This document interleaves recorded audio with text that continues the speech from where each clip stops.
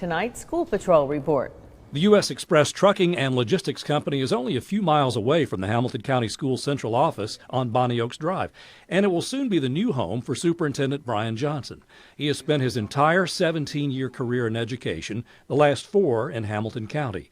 In mid-August, he assumes the role of Chief of Staff for U.S. Express, a job created just for him.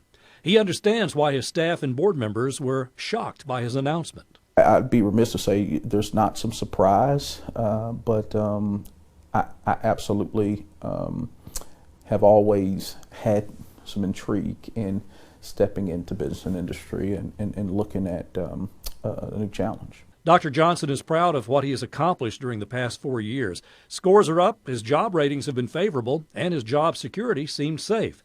Still, the hours were long and the demands were many.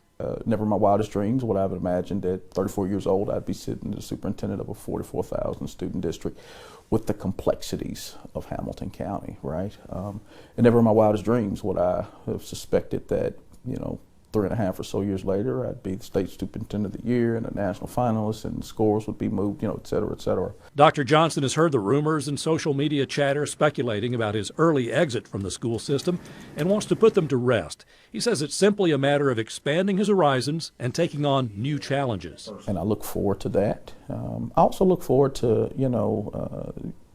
being in this community.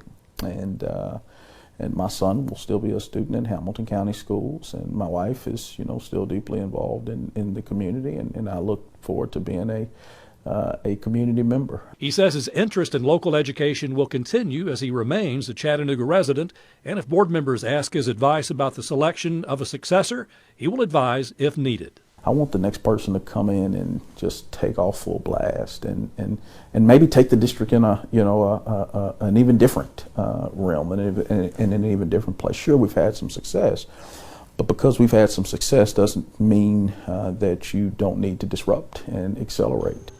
David Carroll, Channel 3 Eyewitness News.